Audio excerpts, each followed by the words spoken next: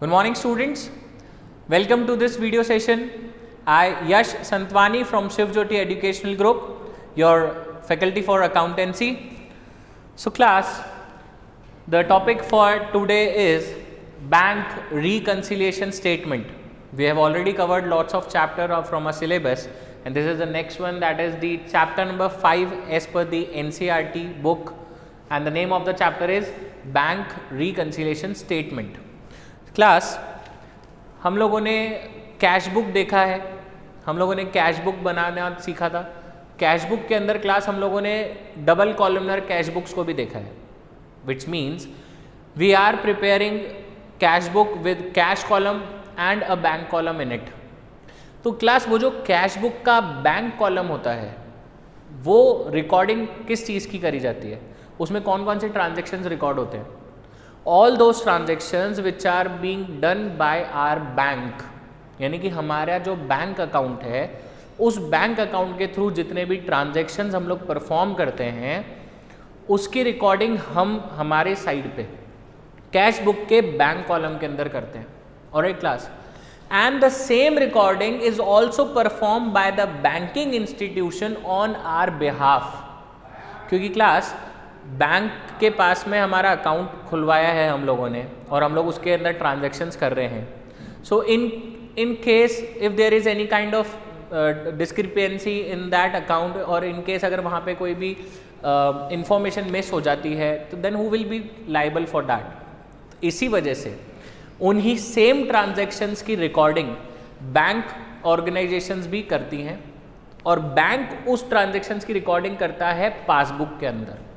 Alright class, so it means transactions जितने भी bank के थ्रू हो रहे हैं उसकी रिकॉर्डिंग बैंक करता है पासबुक में, और हम उन्हीं ट्रांजैक्शंस की रिकॉर्डिंग करते हैं कैश बुक के बैंक कॉलम के अंदर.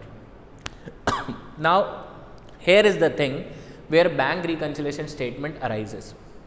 When we are going to tally both of these ledger accounts, which means the bank column of the cash book along with the passbook entries, यानी कि जब हम हमारे कैश बुक के bank column को match कराते हैं हमारी बैंक की पासबुक से, तब वहाँ पे कई बार डिफरेंसेस अराइज हो जाते हैं class.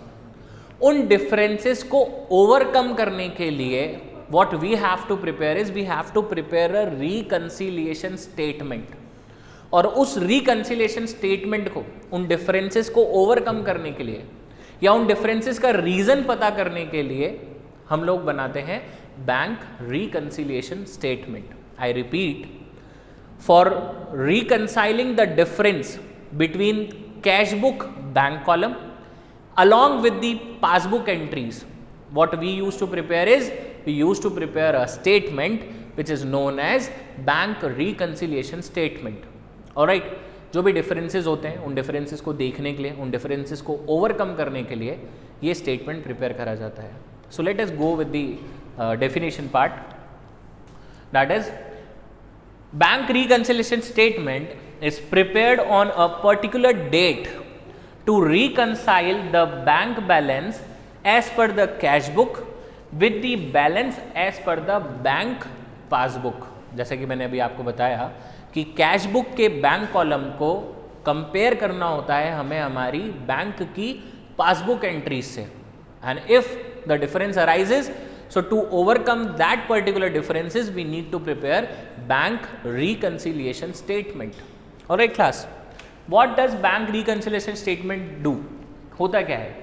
So bank reconciliation statement test the difference between bank balance as per bank statement, that is the passbook, and bank balance as per cash book, यानी कि हमारी कैश बुक का bank column. Alright class, so class, as I told you कि हम लोग bank reconciliation statement बनाते हैं to overcome the differences between bank column of the cash book and the passbook which is being prepared by the bank organization. In differences के reason क्या होते हैं, क्यों difference आ जाता है इन दोनों के recording के अंदर? Transaction same है.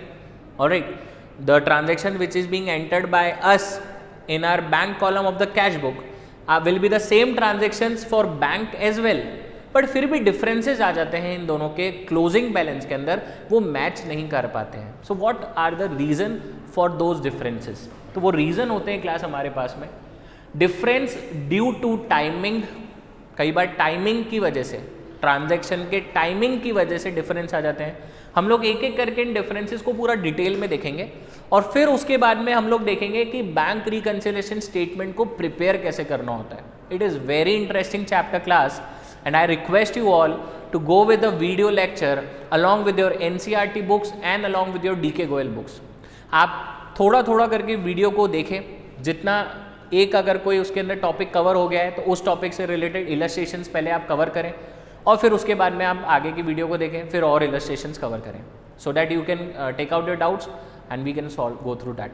ऑलराइट, तो डिफरेंसेस है हमारे पास में class difference due to timings, यानी कि ट्रांजैक्शन की टाइमिंग की वजह से कई बार डिफरेंस आ जाता है. Alright, then it is transactions recorded by the bank. There are certain transactions which are recorded by the bank itself, लेकिन उसकी इंफॉर्मेशन हमें नहीं मिल पाती है तो हम हमारी कैश बुक के बैंक कॉलम में उसकी एंट्री नहीं कर पाते और उसकी वजह से डिफरेंसेस हो जाते हैं. Alright, then suppose it is difference due to error. Error might be from our side और error can be from bank side, दोनों की तरफ से हो सकता है. ऑलराइट क्लास, तो इनमें ये तो हेडिंग्स है, डिफरेंसेस आने के हेडिंग्स है. अब इनके रीजन के ऊपर वर्क करते हैं हम लोग और फिर देखेंगे कि उनका कैश बुक पे और पासबुक पर क्या इफेक्ट पड़ता है. Alright, so suppose it is difference due to timing. सबसे पहला था हमारे पास में, it says that it caused due to the time gap between the entry of a particular transaction in the cash book and the passbook. मतलब आप यहाँ पे देखिए, check issued on 8th March represented for payment on 25th of March. मतलब हम लोगों ने check तो इशू कर दिया था 8th of March को. First of all make it clear that we have issued a cheque obviously for making a payment. अगर हम लोग चेक इशू कर रहे हैं तो हम उसकी पेमेंट करने के लिए, किसी ट्रांजैक्शन की पेमेंट करने के लिए चेक इशू कर रहे होंगे. Alright, so we have issued a cheque on 8th of March, but the holder of the cheque has presented the same into the bank for getting it clear on 25th of March. तो अब यहाँ पे देखिए timing का difference आ गया. क्यों? क्योंकि check की वैलिडिटी 6 months की रहती है क्लास. अगर मान लीजिए मैंने आज की डेट पर कोई चेक इशू करा है फॉर पेमेंट, तो it is not compulsory for the party, for the receiving party, कि वो उसको सेम डे पे जाके बैंक में लगाए. उसकी वैलिडिटी 6 months की होती है, तो वो 6 महीने के अंदर कभी भी उसको बैंक से क्लियर करवा सकता है. Alright, so this was the reason. देखते हैं एक बार और हम. Cheques issued but not presented for payment. मतलब हम लोगों ने चेक तो इशू कर दिया है लेकिन पेमेंट के लिए उसने अभी तक भी बैंक में नहीं लगाया. मैं आपको एक एक करके इसका इम्पैक्ट भी समझाते जाऊंगा, ध्यान से सुनना आप लोग. हम लोगों ने चेक इशू करा फॉर मेकिंग द पेमेंट, तो हम क्या करेंगे, हम हमारी कैश बुक के बैंक कॉलम के अंदर क्रेडिट साइड पर एंट्री कर देंगे, which means our cash book get decreased, our bank column of the cash book get decrease. क्योंकि हम पेमेंट कर रहे हैं क्लास, तो हमारा जो बैंक कॉलम होगा कैश बुक का उसको हम डिक्रीज कर देंगे.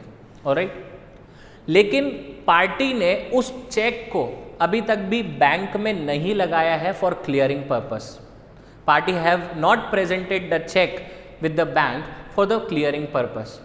इसका मतलब क्या हुआ, हमारी बैंक से वो पेमेंट अभी तक भी नहीं निकला है, तो हमारी पासबुक तो बढ़ी हुई चल रही है और हमारी जो कैश बुक है वो कम हो गई है. ये इसका इम्पैक्ट होता है. पासबुक अभी भी इंक्रीज्ड है और जो हमारी कैश बुक है वो कम हो गई है. अब आप यहाँ पे कहेंगे कि sir how passbook gate increase, passbook पर तो कोई फ़र्क पड़ा ही नहीं. लेकिन अगर हम उसको कैश बुक से कंपेयर कर रहे हैं, हमारी कैश बुक कम हुई है और हम उसको कैश बुक से कंपेयर करते हैं हमारी पासबुक को, तो वो तो बढ़ा हुआ ही दिखाएगा ना आपको. Is it clear? ये हमारी कैश बुक है, ये पासबुक है. ये अगर कम हो गया है तो ये जो पासबुक है ये तो बढ़ी हुई दिखेगी हम लोगों को. ये डिफरेंस है. Alright, I repeat the transaction one more time. हम लोगों ने पेमेंट के लिए चेक इशू करा था, लेकिन पार्टी ने उसे अभी तक भी बैंक में प्रेजेंट नहीं करा है, और इसका इम्पैक्ट क्या होगा? Our cash book, we will be crediting this transaction in our credit column of bank cash book. हम उसको क्रेडिट साइड पर कर देंगे रिकॉर्ड, और हम हमारी बैंक बैलेंस को कम कर देंगे। लेकिन पासबुक पर अभी तक भी एंट्री नहीं हुई है। क्यों? क्योंकि वो चेक अभी तक भी हमारी बैंक में लगा ही नहीं है, हमारी बैंक से अभी तक पेमेंट निकला ही नहीं है। तो उस वजह से हमारी बैंक की पासबुक बढ़ी हुई चल रही है और हमारी जो कैश बुक है वो कम चल रही है। Alright, next we are having with us is cheque deposited but not yet collected. ये इसी का अपोजिट है क्लास। चेक डिपॉजिटेड मतलब हमें कोई चेक मिला होगा, हमें किसी से पेमेंट लेना था और हम लोगों को चेक मिला है। ऑलराइट, अब जैसे ही चेक हमें रिसीव होगा, हम उसी टाइम पर हमारी कैश बुक के बैंक कॉलम में एंट्री कर देंगे for receiving the payment, and due to this the our bank column of the cash book get increase. हमारी जो बैंक कॉलम है कैश बुक का, यानी कि हमारी जो कैश बुक है वो बढ़ जाएगी। लेकिन अभी तक भी वो चेक क्लियर होके हमारे बैंक अकाउंट में उसका अमाउंट जो है वो नहीं आया है, तो हमारी पासबुक में कोई एंट्री नहीं हुई है। तो पासबुक क्या चल रही है? पासबुक कम चल रही है। कैश बुक बढ़ गई है और पासबुक कम चल रही है। ऑलराइट क्लास, दो ट्रांजेक्शन्स हम लोगों ने देखे, cheque issued but not presented for payment, and the next is cheque deposited but not yet collected. Next we are having with this is transactions recorded by the bank. जो नेक्स्ट topic है, देखिए आप यहाँ पे था हमारे पास में class difference due to timing, और नेक्स्ट जो है हमारे पास में that is transactions recorded by the bank. जैसा कि मैंने आपको पहले बताया, कई सारे ऐसे ट्रांजेक्शन्स होते हैं जो बैंक रिकॉर्ड कर लेता है, लेकिन उसका इंटीमेशन हमारे पास में नहीं होने की वजह से हम उसकी रिकॉर्डिंग नहीं कर पाते हैं। Alright class, so certain of the transactions are direct payments made by the bank, I repeat, direct payments made by the bank on behalf of the customer। पहले इसको समझते हैं हम लोग। हमारा कोई कस्टमर है to which we have to make payment, so on our standing instructions, words पे ध्यान देना class, on our standing instructions मतलब हमने हमारी बैंक को पहले से इंस्ट्रक्ट करा हुआ है कि हमारे बिहाफ पे आप ऑटोमेटिकली पेमेंट कर देंगे हमारी पार्टीज को। Alright, so on our standing instructions bank have made the payment to our party. Bank ने हमारी पार्टी को पेमेंट कर दिया और हमारे बैंक अकाउंट में से उसको क्लियर कर दिया, एंट्री कर दी, और हमारे बैंक अकाउंट को कर दिया कम। यानी कि अगर बैंक ने रिकॉर्डिंग करी है तो बैंक ने हमारी पासबुक को कम कर दिया है। But we haven't received any kind of intimation for this particular transaction, due to which we haven't made any kind of entry in our cash book। हमने हमारी कैश बुक के अंदर कोई एंट्री नहीं करी, तो कैश बुक का जो बैंक कॉलम है, यानी कि जो कैश बुक है वो बड़ी हुई चल रही है। पासबुक कम हो गई थी क्योंकि बैंक ने पेमेंट कर दिया था, तो हम बैंक ने हमारे अकाउंट को कम कर दिया था, यानी कि पासबुक कम हो गई थी।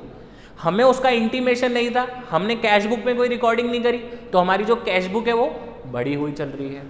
ऑलराइट क्लास, तो ये एक चीज़ हो गई, ये डिफरेंस आ गया, देखिए आप वापस से यहाँ पे। फिर उसके बाद direct collections on behalf of the customer. Many a time, जैसे अभी हमारे स्टैंडिंग इंस्ट्रक्शंस पे बैंक पेमेंट कर रहा है, in a similar manner many a times our customer from which we have to receive the payment, they just deposited the amount into our bank account directly.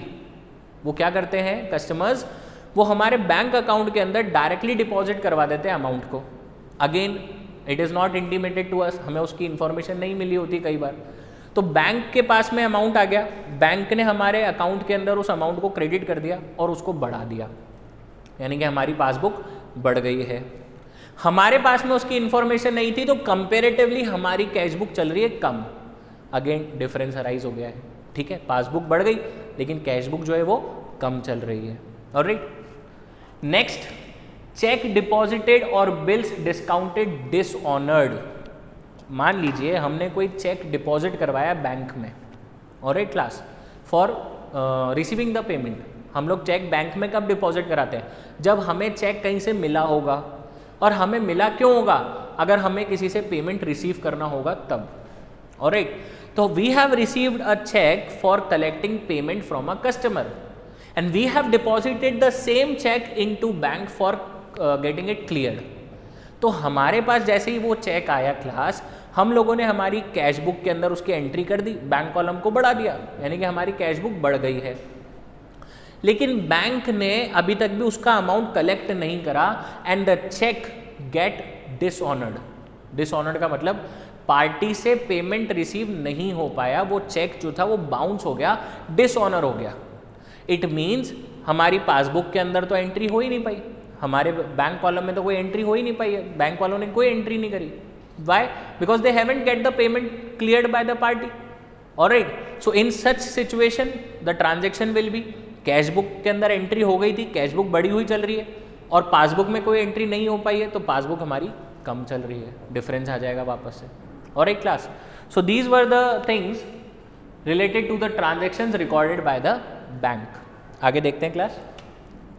Next आता है class हमारे पास में errors committed in the cash book, यानी कि देर are certain errors जो हमारी जो कैश बुक के अंदर हो जाती है। कैश बुक में एरर कौन करेगा? हम करेंगे, क्योंकि उस कैश बुक में रिकॉर्डिंग कौन कर रहा है? हम कर रहे हैं।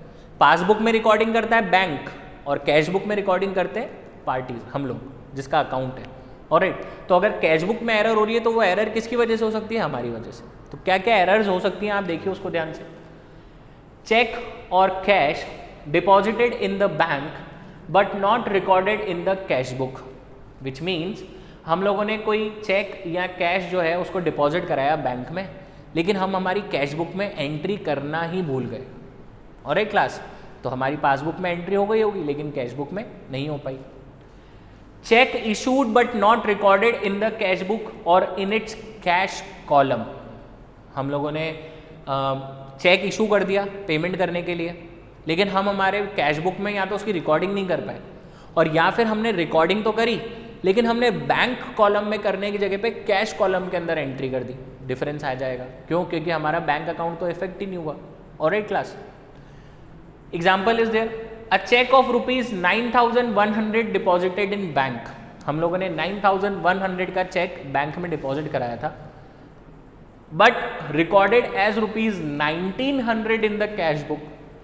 चेक जमा तो कराया 9100 का, लेकिन हम लोगों ने हमारी कैश बुक के बैंक कॉलम के अंदर अमाउंट क्या लिखा? 1900।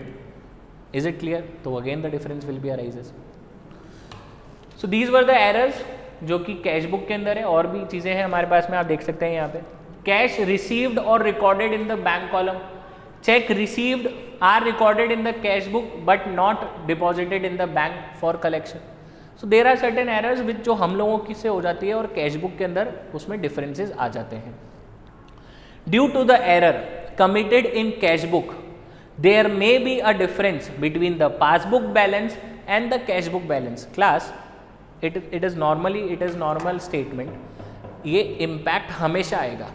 इम्पैक्ट क्या बताया कि अगर कैश बुक के अंदर कोई एरर हो जाती है तो there are chances that your passbook and your cash book bank column will show some differences. तो ये तो हमेशा आएगा, अगर पासबुक में कोई एरर आती है तब भी ये डिफरेंसेस आएंगे, अगर कैश बुक में कोई एरर आती है तब भी ये डिफरेंसेस आएंगे।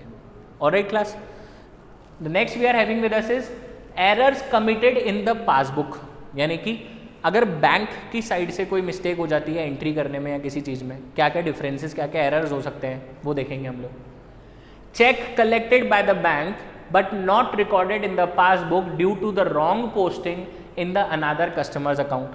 आप देखिए बैंक के अंदर there are in numbers of accounts they are having to handle, उनके पास में बहुत सारे अकाउंट्स होते हैं हैंडल करने के लिए। तो कई बार ऐसा होता है क्लास कि उनके पास में चेक रिसीव हुआ है फॉर कलेक्शन, पर वो एंट्री नहीं कर पाए हमारे अकाउंट के अंदर, या किसी दूसरे कस्टमर के अकाउंट के अंदर एंट्री हो गई। ऑलराइट, ह्यूमन एरर है, chances are there. Next, deposit recorded on the withdrawal side and vice versa, हम लोगों को हमने तो पैसा डिपॉजिट करवाया है लेकिन उन्होंने उसको विड्रॉल साइड पे रिकॉर्ड कर दिया, या उसका अपोजिट हो गया, वाइस वर्सा हो गया। हमने पैसा डिपॉजिट करवाया था लेकिन उन्होंने उसको शो कर दिया विड्रॉल में, यानी कि पैसा निकाला हम लोगों ने, या फिर हमने पैसा विड्रॉ करा है लेकिन उन्होंने डिपॉजिट साइड पे शो कर दिया। Alright, so this can be the error from the bank part.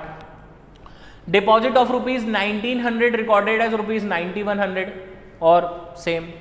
मतलब जो जितना हम डिपॉजिट करवा रहे हैं वो अमाउंट की जगह पे कोई दूसरा अमाउंट एंटर हो गया, टाइपिंग करते समय दूसरा अमाउंट एरर टाइप हो गया उसके अंदर, तब भी हमारे पास में डिफरेंसेस आ जाएंगे class.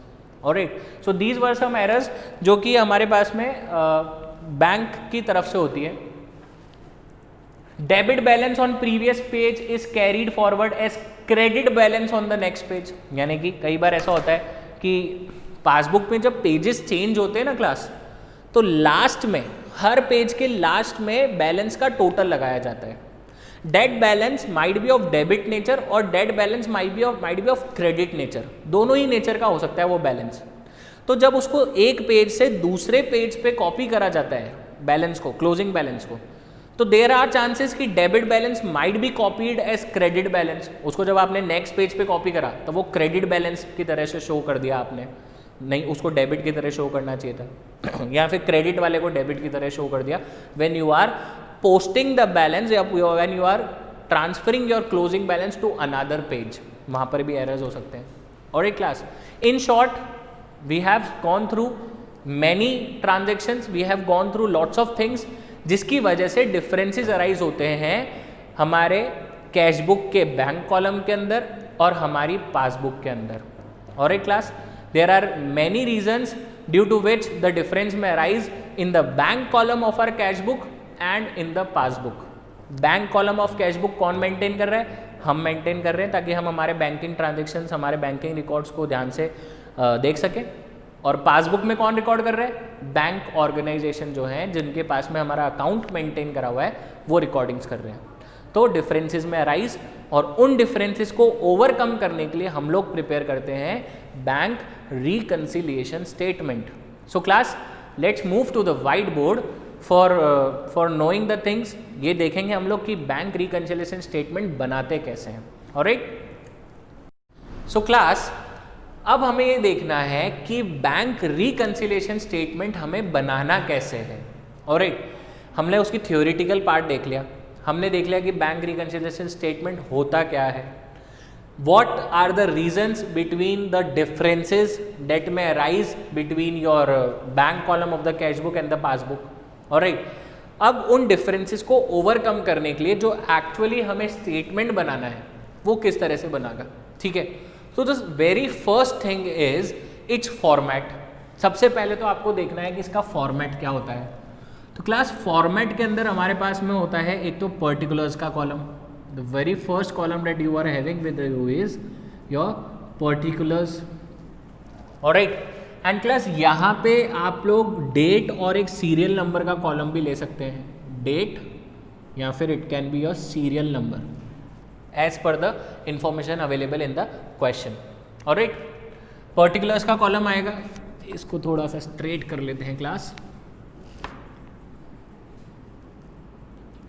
particulars and then two column for your amounts, one will be your plus and the another one will be your negative, plus column and minus column। okay, अब ध्यान देना, सुनना आपको। यहाँ पे जो सबसे पहली चीज हम लोगों को क्वेश्चन में दे रखी होती है वो होता है हमारा ओपनिंग बैलेंस। ऑलराइट, तो पहले हम ये देखते हैं कि हमारा ओपनिंग बैलेंस कितने तरीके से हमारे पास में हो सकता है। ध्यान से सुनना। ब्रॉडली अगर मैं बात करूं क्लास, तो ओपनिंग बैलेंस होता है हमारे पास में दो तरीके से। It can be your favourable balance and it can be your unfavourable balance. Favourable balance का मतलब होता है पॉजिटिव और अनफेवरेबल बैलेंस का मतलब होता है class negative. Alright, favourable balance कौन कौन से होते हैं आप ये देखिए, the heading will be your favourable balances. Favourable balance कौन कौन से होंगे ध्यान से देखना है अब यहाँ पे। सबसे पहला आएगा क्लास हमारे पास में इसमें debit balance as per cash book. अब आपको ये याद कैसे रखना है, ध्यान से सुनिएगा। कैश बुक का बैलेंस अगर आपको दे रखा है, ओपनिंग बैलेंस अगर हमें एज पर कैश बुक दे रखा है, ठीक है, मतलब दो तरीके से होता है, या तो कैश बुक के तौर पे या फिर पासबुक के नज़रिए से, ठीक है। So if the balance is as per the cash book, तो उसमें फेवरेबल और अनफेवरेबल का कैसे पता लगेगा वो सुनना। देखिए, कैश बुक का बैंक कॉलम हम लोग प्रिपेयर कर रहे हैं हमारे बैंक अकाउंट के लिए, तो बैंक अकाउंट हमारे लिए होता है असेट, और असेट का बाय डिफॉल्ट नेचर होता है क्लास डेबिट नेचर। तो if the balance is as per cash book and if it is your debit balance as per cash book, तो फिर वो फेवरेबल बैलेंस में आ जाएगा। और एक क्लास, और जो बैंक का कॉलम हम लोगों के लिए हमारी असेट है, वही बैंक कॉलम हमारे बैंक ऑर्गेनाइजेशन के लिए, हमारी बैंकिंग ऑर्गेनाइजेशन के लिए लाइबिलिटी होता है। क्यों होता है लाइबिलिटी क्लास? क्योंकि हमने अमाउंट डिपॉजिट करवाया बैंक में, या हमने अकाउंट ओपन करवाया है बैंक के अंदर। ऑलराइट, अब अगर हम लोग बैंक के पॉइंट ऑफ व्यू से देखें तो जो हमारा बैंक अकाउंट है वो उनके ऊपर तो लाइबिलिटी है ना class, it is an asset for अस, लेकिन वो बैंक ऑर्गेनाइजेशन के लिए क्या है? लाइबिलिटी है। क्यों? क्योंकि इट इज़ सेम जैसे आपने कुछ पैसा किसी के पास में रखवा दिया हो, तो जिसके पास में आप वो अमाउंट रखवा रहे हो उसके लिए तो वो लाइबिलिटी बन जाएगा। क्यों? क्योंकि bank have to return the amount to us, हमारा जो पैसा है बैंक को हमें वो लौटाना होता है। So this is the reason कि bank account is an asset for us. हमारे पॉइंट ऑफ व्यू से हमारा बैंक अकाउंट असेट है, लेकिन बैंक के पॉइंट ऑफ व्यू से हमारा बैंक अकाउंट क्या है? लाइबिलिटी है, और लाइबिलिटी का नेचर होता है क्रेडिट। तो अगर बैलेंस एज पर पासबुक दे रखा है, balance as per passbook is given and if it is your credit balance, यानी कि अगर credit balance as per passbook दे रखा होगा तो वो भी क्या मान लिया जाएगा? फेवरेबल बैलेंस मान लिया जाएगा। ओके, कैश बुक असेट है, डेबिट नेचर है, और डेबिट बैलेंस ही दे रखा है अगर, यानी कि debit balance as per cash book is provided to you in the question, it will be favourable. Passbook liability है, बैंक के नज़र से देखना है हम लोगों को, लाइबिलिटी का नेचर क्रेडिट होता है। So if the balance is credit balance as per passbook, then it will again be your favourable balance, और it can be again your positive balance. Alright class, now let's talk about the unfavourable one. ये तो था हमारे पास में favourable, अब हम बात करते हैं क्लास अनफेवरेबल बैलेंसेस के बारे में। अनफेवरेबल बैलेंसेस, तो देखिए debit balance as per cash book हमारे लिए पॉजिटिव बैलेंस होगा, तो उसका अपोजिट यानी कि credit balance as per cash book will be the negative one और द अनफेवरेबल बैलेंस, वो नेगेटिव साइड पे शो होएगा। Credit balance as per cash book, alright, cash book asset होती है, नेचर उसका डेबिट होता है, लेकिन यहाँ पे बैलेंस उसका क्रेडिट का दे रखा है, then it will be your unfavourable balance, it will be your negative balance. Alright class, and as your credit balance as per passbook was favorable, therefore the debit balance as per passbook will be your unfavorable balance again, and this can also be known as bank overdraft. इसको और क्या बोलते हैं हम लोग? Bank overdraft. Is it clear class? तो अगर bank overdraft दे रखा हो, as per cash book as per passbook दोनों ही होता है, बैंक ओवरड्राफ्ट दे रखा होगा तो भी वो हमारा अनफेवरेबल बैलेंस यानी कि नेगेटिव बैलेंस माना जाएगा। Is it clear class? अब आपके पास में बात आती है कि सर बैंक ओवरड्राफ्ट होता क्या है? क्लास कई बार क्या होता है, the good firms, the business organisations, those who are having very good relations with the bank in financial nature, ठीक है, उनके ट्रांजैक्शंस काफ़ी अच्छे हैं, काफ़ी टाइम से बैंक अकाउंट जो बैंक है उसके अंदर उनका अकाउंट खुला हुआ है, and they are showing a very good relation with them as per the money terms, ठीक है, तो बैंक उनको एक ओवरड्राफ्ट लिमिट अवेलेबल करवा देता है। ओवरड्राफ्ट लिमिट का मतलब, if you are not having any amount in your account, अगर आपके अकाउंट में कोई अमाउंट नहीं है तब भी आप अपनी पार्टीज को पेमेंट कर सकते हैं as per the limit. Suppose OD limit है हमारे पास में 25,000 की, so our bank account can go to negative balance till the amount of ₹25,000। हमारा जो बैंक अकाउंट है वो नेगेटिव बैलेंस तक जा सकता है 25,000 रुपीज़ तक। इस फैसिलिटी को बोला जाता है ओडी लिमिट, ओवरड्राफ्ट लिमिट, या फिर क्रेडिट लिमिट भी बोलते हैं इसको हम लोग। Alright class, so this was the about our opening balance. सबसे पहले तो हमें फॉर्मेट बनाना है, और उसके बाद में दूसरा हमें देखना है कि हमारे को ओपनिंग बैलेंस कौन सा दे रखा है, whether it is your favourable और it is your unfavourable balance. You are having illustration, very good illustrations in your DK Goel and your NCERTs as well. Alright, you have to go through them and आपके पास में 6 to 7 illustrations आएंगे जो पहले debit balance as per cash book के होंगे. Then you will be having illustrations which will be credit balance as per passbook. Alright, तो favourable दोनों cover हो जाएगा, फिर अनफेवरेबल बैलेंसेज आएंगे. अब हम लोग आगे बढ़ते हैं क्लास. अब आएंगे स्टेप्स. आपको अब स्टेप्स पे ध्यान देना है. But for that, what we'll do is we'll discuss the same with an example. हम लोग एक एग्जाम्पल फ्रेम करेंगे और उसके थ्रू हम लोग देखते हैं कि बैंक रिकंसिलिएशन स्टेटमेंट को स्टार्ट करना है और आगे कैसे बनाना है. Alright, so let us work on an example. I request you all that you must pause this video over here और फिर उसके बाद में एक बार ये फॉर्मेट आप लोग बना लें. इसके अंदर फेवरेबल बैलेंसेस और अनफेवरेबल बैलेंसेस को आप लोग अच्छे से लिख लें. Alright, so class, I hope कि आप लोगों ने फॉर्मेट बना लिया होगा वहाँ पे पॉज करके वीडियो को.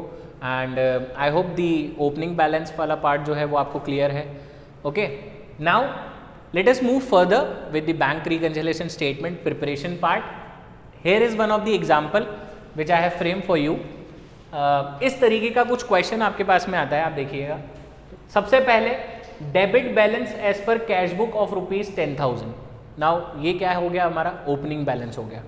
और फिर उसके बाद में एक ट्रांजैक्शन दे रखा है, cheques issued for payment of ₹3,000 but not presented till yet. We have already discuss certain kind of transactions on our digiboard. Okay, और हम लोगों ने देखा था कि इन ट्रांजैक्शन से किस तरीके से डिफरेंसेस आते हैं कैश बुक और पासबुक के अंदर. तो अभी हम लोगों को उन डिफरेंसेस के ऊपर वर्क करके और हमारी एक बैंक रिकंसिलिएशन स्टेटमेंट को प्रिपेयर करना है. Alright class, so the very first step that you have to do is you have to prepare a statement and its format is 2 column for your amounts, one will be your plus and the another one will be your minus, then a column for particulars and a column for date और it can be your serial number. आप यहाँ पे देख सकते हैं मैंने serial numbers note करे हैं. तो फर्स्ट सबसे पहला तो क्या होगा, हमारे को हमारा ओपनिंग बैलेंस लिखना होगा. Okay class, so the opening balance we are having with us is debit balance as per cash book of ₹10,000. So we have to write the same sentence over here, that is debit balance as per cash book. अब आप बोलेंगे ये plus में आएगा या minus में, तो देखिए कैश बुक का बैलेंस है और डेबिट बैलेंस है, तो इट मीन्स ये फेवरेबल होगा, क्योंकि कैश बुक हमारे लिए क्या है, असेट. असेट का नेचर क्या है, डेबिट. तो विच मीन्स ये फेवरेबल बैलेंस होगा. तो प्लस वाले कॉलम पे we have to write the amount that is ₹10,000. Alright class, अब ध्यान से सुनना यहाँ पर आप लोग आगे के स्टेप्स को. First step that you have to follow is you have to read your transactions and you have to explain this transaction to yourself. आपको ट्रांजैक्शन पढ़ना है और आपको खुद को समझाना है हिंदी में और इट कैन बी इंग्लिश कि इसका मीनिंग क्या होगा. देखिएगा कैसे. फर्स्ट स्टेप, 3 स्टेप में सॉल्व करेंगे हम लोग BRS को. पहला स्टेप तो क्या होगा, आपको अपना ट्रांजैक्शन पढ़ना है और फिर उसको खुद को समझाना होगा. तो ट्रांजैक्शन देखते हैं. Cheques issued for payment of ₹3,000, मतलब हम लोगों ने कोई पेमेंट करने के लिए चेक इशू करा होगा ₹3,000 का, but not presented till yet. लेकिन जो पार्टी है जिसको हम लोगों ने वो चेक इशू करा था, उसने अभी तक भी उसको बैंक में नहीं लगाया है फॉर क्लियरिंग. तो ये तो हो गया हमारा फर्स्ट स्टेप खत्म. हम लोगों ने ट्रांजैक्शन खुद को समझा लिया. और एक क्लास सेकेंड स्टेप पे you have to notice the effect of this particular transaction on your cash book as well as on your passbook. मतलब इस ट्रांजैक्शन का हमारी कैश बुक पर क्या इफेक्ट आया होगा और हमारी पासबुक पर क्या इफेक्ट आया होगा वो देखना है हम लोगों को. तो देखिएगा ध्यान से. ट्रांजैक्शन था चेक इशूड फॉर पेमेंट, मतलब हम लोगों ने चेक इशू करा पेमेंट करने के लिए. तो जैसे ही हमने चेक इशू करा पेमेंट करने के लिए, हम लोगों ने हमारी कैश बुक को क्रेडिट कर दिया होगा. ऑलराइट, यानी कि यहाँ पे कैश बुक क्रेडिट करने का मतलब कैश बुक के बैंक कॉलम को हम लोगों ने क्रेडिट कर दिया, विच मीन्स हमने हमारी कैश बुक को कम कर दिया। Alright class, agreed. पेमेंट करने के लिए चेक इशू कर दिया, चेक इशू करते ही हमने हमारी कैश बुक में एंट्री कर दी, बैंक कॉलम के अंदर क्रेडिट साइड पे, पेमेंट साइड पर एंट्री कर दी, तो हमारी जो कैश बुक है वो कम कर दी हम लोगों ने। Is it clear? लेकिन वो चेक अभी तक भी बैंक में नहीं लगा है, पेमेंट अभी तक भी हमारे अकाउंट से नहीं क्लियर हुआ है, तो हमारी पासबुक में कोई एंट्री नहीं हुई है उसके लिए। तो पासबुक कंपेरेटिवली अभी भी क्या चल रही है, बढ़ी हुई चल रही है। ये इम्पैक्ट देखा हमने ट्रांजैक्शन का हमारे बैंक अकाउंट कैश बुक के अंदर और हमारी पासबुक के अंदर। इम्पैक्ट क्या आया कि हमारी कैश बुक कम चल रही है और हमारी जो पासबुक है वो बढ़ी हुई चल रही है। Is it clear? ठीक है, ये सेकेंड स्टेप खत्म हो गया। थर्ड स्टेप पे class you have to notice कि हमें ओपनिंग बैलेंस किस चीज का दे रखा है। ये क्यों करना होता है हमें, मैं आपको बताता हूं। अगर हमें ओपनिंग बैलेंस कैश बुक का दे रखा होगा तो हम लोगों को ट्रांजैक्शंस को मैच कराना होगा हमारी पासबुक से, यानी कि पासबुक पे जो इम्पैक्ट चल रहा होगा वो ही इम्पैक्ट हमें यहाँ पे दिखाना होगा, and vice versa. Vice versa मतलब अगर हमें यहाँ पे कैश बुक का पासबुक का ओपनिंग बैलेंस दे रखा है, आई रिपीट, अगर हमें यहाँ पे पासबुक का ओपनिंग बैलेंस दे रखा है तो हमें मैच किससे कराना होगा, कैश बुक के इफेक्ट से। क्लियर हो गई बात? अपोजिट चलता है ये। If the opening balance is of cash book, then we have to prepare our BRS as per the point of view of the passbook, यानी कि हमें हमारी पासबुक को ध्यान में रखते हुए हमें BRS बनाना है। और अगर हमें हमारा पासबुक का ओपनिंग बैलेंस दे रखा है, it can B favourable, it can B unfavourable, उससे मैटर नहीं करता, मैटर करता है ओपनिंग बैलेंस किस चीज़ का है। अगर पासबुक का ओपनिंग बैलेंस दे रखा होगा तो हमें बनाना है, हमें मैच किससे करवाना होगा, कैश बुक से। अपोजिट चलेगा। क्लियर है बात यहाँ पे क्लास? तो थर्ड स्टेप पे वी हैव नोटिस कि ओपनिंग बैलेंस था कैश बुक का। अब खुद को समझाइए, कैश बुक का ओपनिंग बैलेंस था तो हमें मैच किससे करवाना होगा, पासबुक से। अब सेकेंड वाले स्टेप को वापस से देखते हैं। कैश बुक कम चल रही थी और पासबुक बढ़ी हुई चल रही थी, तो अगर पासबुक बढ़ी हुई है तो हमें हमारी कैश बुक को भी बढ़ाना पड़ेगा। लैंग्वेज पे ध्यान देंगे class, you have to follow the same language, और इसको यूज टू आने में बहुत टाइम लगेगा आपको। प्रैक्टिस करिएगा, आ जाएगा धीरे धीरे करके। मैं वापस से बताता हूँ, हमें ओपनिंग बैलेंस दे रखा था क्लास कैश बुक का, तो हमें मिलाना किससे है, पासबुक से। और हम लोगों ने अभी इफेक्ट देखा था, हमारी पासबुक बढ़ी हुई चल रही है और हमारी कैश बुक कम चल रही है। तो अब हम कैश बुक को भी क्या करेंगे, बढ़ा देंगे। बढ़ाने का मतलब क्या करेंगे क्लास, हम उसको प्लस वाले साइड पे लिख देंगे। तो हम आएंगे सेकंड पे और यहाँ पे हम एज इट इज एक नरेशन टाइप लिख देंगे। यहाँ पे चेक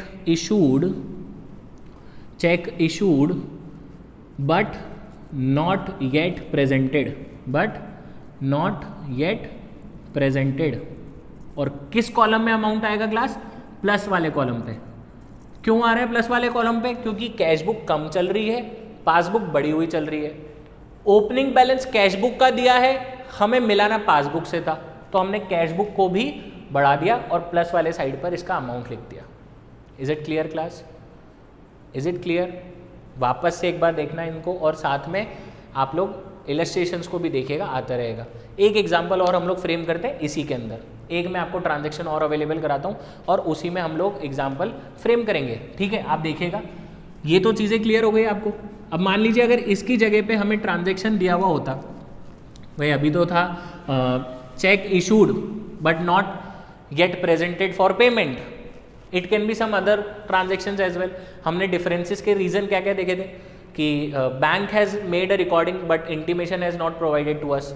सो उसका एक एग्जाम्पल देखते हैं हम लोग। देखिए, bank has debited our account by rupees 500 for bank charges, यानी कि बैंक ने हमारे अकाउंट को डेबिट कर दिया। क्लास, अगर बैंक हमारे अकाउंट को डेबिट करता है तो इट मीन्स कि हमारा अकाउंट कम हो रहा है, अपोजिट चलेगा क्लास। ऑलराइट, पासबुक में अगर आप कभी भी एंट्रीज देखेंगे तो वो अपोजिट चलती हैं क्लास। अगर हम पैसा डिपॉजिट कराएंगे तो हम कैश बुक में तो डेबिट करेंगे, लेकिन वही अमाउंट पासबुक के अंदर क्रेडिट होता है। क्यों होता है क्लास?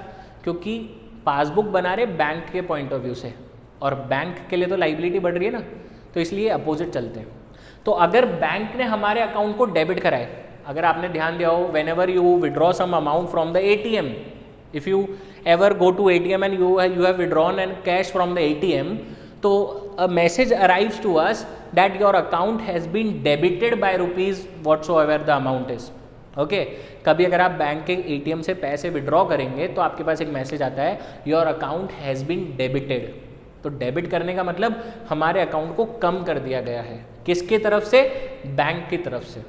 तो सिमिलरली एक एग्जाम्पल है यहाँ पे हमारे पास में, that bank has debited our account by ₹500 for bank charges। Bank के कुछ चार्जेस होते हैं, उसके लिए उन्होंने 500 रुपीज़ हमारे अकाउंट से डेबिट कर दिए, तो हमारा अकाउंट जो था वो कम हो गया क्लास।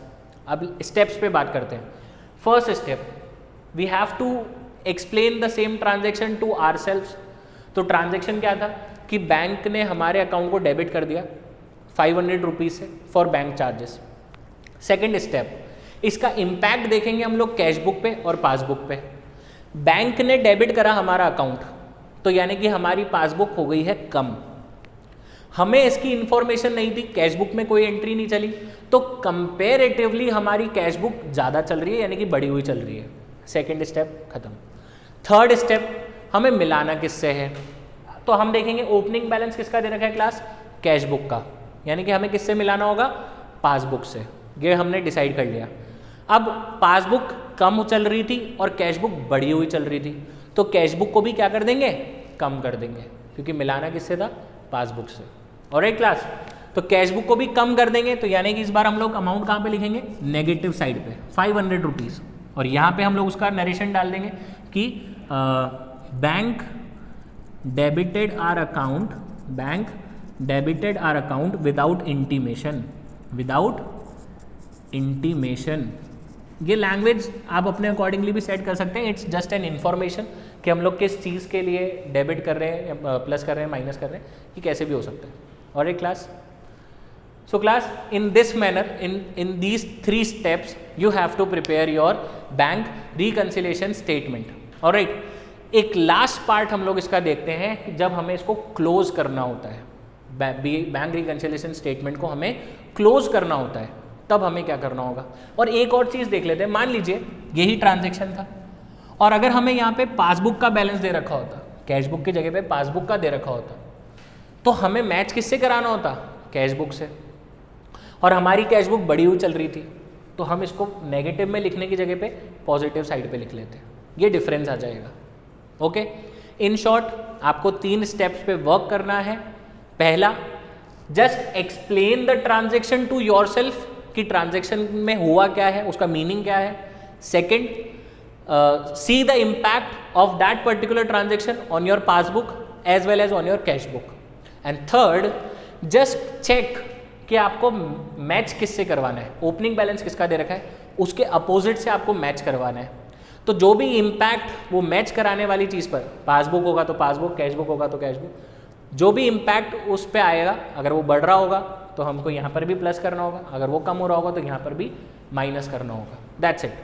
3 स्टेप्स में बैंक रिकंसिलिएशन स्टेटमेंट आपका प्रिपेयर हो जाएगा। वेरी इंपॉर्टेंट टॉपिक, 6 मार्क्स का या 4 मार्क्स का क्वेश्चन आपके पास में आता ही आता है इसके अंदर से। ठीक है, अब लास्ट इसका स्टेज देखते हैं कि हमें इसको क्लोज कैसे करना होगा। How we going to close our bank reconciliation statement, तो वो देखते हैं हम लोग। Now class, we have to do the totals. हमें बैंक रिकंसिलिएशन स्टेटमेंट को बंद करना है, तो बंद करने के लिए हम लोग क्या कर रहे हैं? टोटल बना रहे हैं। I am not having space over here, इसलिए मैं इसका टोटल यहाँ पे आपको शो कर रहा हूँ। ओके क्लास, तो यहाँ पर भी बना लेते हैं इसको हम लोग वापस से। ये हमारा पर्टिकुलर्स है और यहाँ पे हमारे पास में 2 column for amounts, 1 is your plus column and the minus column. तो अब टोटल्स लगाना है हमें। देखिएगा, प्लस वाले कॉलम पे देखते हैं पहले हम लोग। 10,000 प्लस 3,000 गिव्स यू 13,000, एक तो ये टोटल आ गया प्लस वाले कॉलम का। ऑलराइट, और यहाँ पे अगर देख रहे हैं तो यहाँ पे टोटल क्या आ रहा है हमारे पास में क्लास 500 आ रहा है, ये हो गया यहाँ पे। Is it clear? ये तो हमने टोटल लगा लिया। अब क्लोज करने के लिए क्लोजिंग बैलेंस निकालना पड़ता है क्लास। ओपनिंग बैलेंस तो था ना हमारे पास में, तो क्लोज करने के लिए हमें क्लोजिंग बैलेंस निकालना पड़ेगा। वो कैसे निकालेंगे ध्यान से देखना। इन टोटल्स का डिफरेंस निकालते हैं पहले। सो 13,000 माइनस 500 गिव्स यू 12,500। अब आपको लगेगा कि सर कम यहाँ पे आ रहा है तो यहाँ पे लिखें, नहीं, जहाँ पे टोटल ज़्यादा होता है उसके नीचे ही उसका डिफरेंस लिखना है क्लास आपको। सपोज इट इज़ 12,500 और प्लस वाली साइड ज़्यादा थी तो डिफरेंस भी हम लोगों ने प्लस वाले साइड पे लिख दिया 12,500। ओके, आगे देखना इसके इधर पर्टिकुलर्स में क्या लिखना ही में आएगा, ध्यान से देखिएगा। हमें opening balance class as per cash book दे रखा था, तो क्लोजिंग बैलेंस कंफर्म है एज पर पासबुक ही होएगा, तो यहां पे लिख देंगे हम लोग एज पर पासबुक। क्लियर हो गई बात? ठीक है। अब आप देखिए पासबुक का बैलेंस है और पॉजिटिव बैलेंस है, तो क्रेडिट होगा या डेबिट होगा?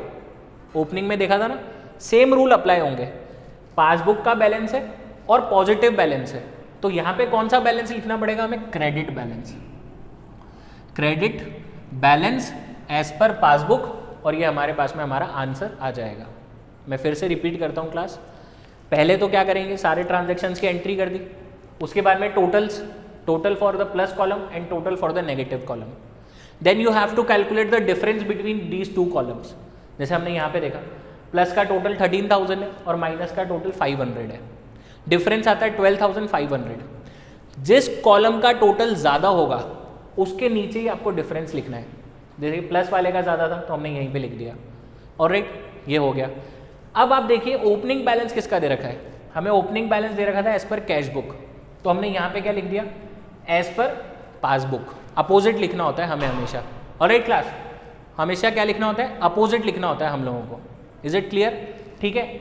अब आप देखिए मैच कराइए उसको, पासबुक का बैलेंस है और पॉजिटिव आ रहा है, तो इसका मतलब कौन सा बोलना पड़ेगा हमें उसको? क्रेडिट बैलेंस, क्योंकि पासबुक का पॉजिटिव बैलेंस कौन सा वाला होता है? क्रेडिट वाला होता है। तो ऑटोमेटिकली यहाँ पे आपको आंसर मिल जाएगा, that is your credit balance as per passbook. Alright class, so I hope the things are clear to you. So class, I hope bank reconciliation statement is clear to all of you. ठीक है, thank you so much, stay home, stay safe.